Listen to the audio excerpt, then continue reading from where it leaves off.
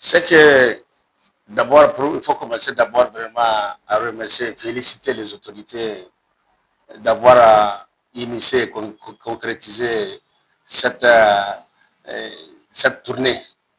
Parce que c'est vraiment une tournée vraiment euh, historique. Donc, c'est une très bonne chose et nous en sommes vraiment fiers. Donc, maintenant, ce qu'il y a lieu de faire, c'est de vraiment continuer la communication.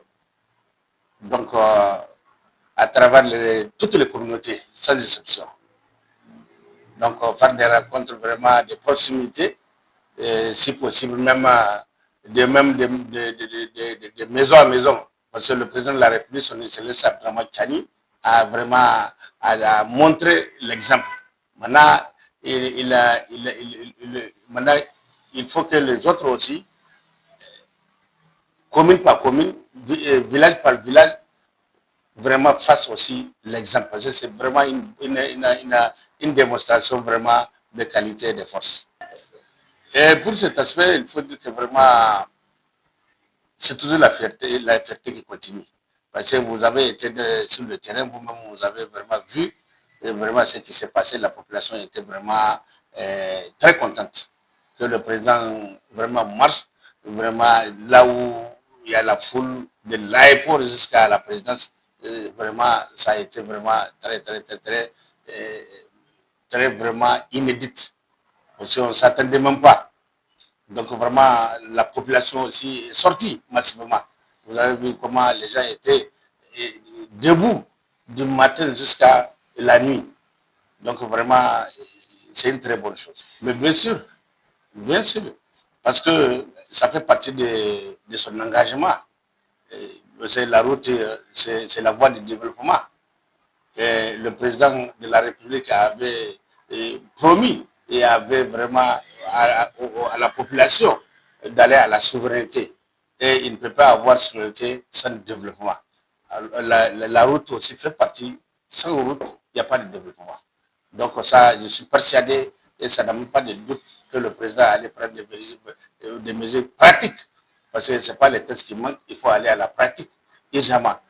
Améliorer les services sociaux, la transparence, et pour que vraiment les choses voient, et on n'en doute pas. Mais bien sûr, ce ne va pas les jeunes. Il faut passer aussi aux femmes.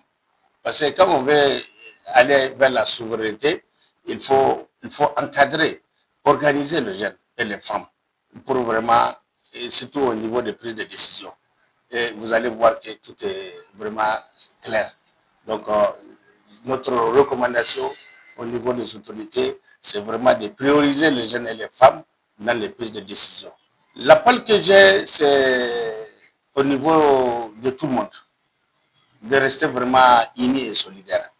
Parce que les autorités vraiment sont dans la lutte contre l'impérialisme et le capitalisme pour vraiment aller vers la souveraineté nationale, économique, sociale. Et pour cela, il faut la cohésion nationale de tout le monde. Donc, et la participation active. Tout ce qui est de civisme, on n'attend pas pour qu'une autorité ou quelqu'un vous dise ah, attention, ne faites pas ceci, ça ne fait pas. Tout le monde doit être gardien, tout le monde est militaire, tout le monde est social, tout le monde. C'est ça la solidarité en fait. Il faut qu'on continue à promouvoir vraiment beaucoup de choses entre nous pour aller vers notre souveraineté nationale.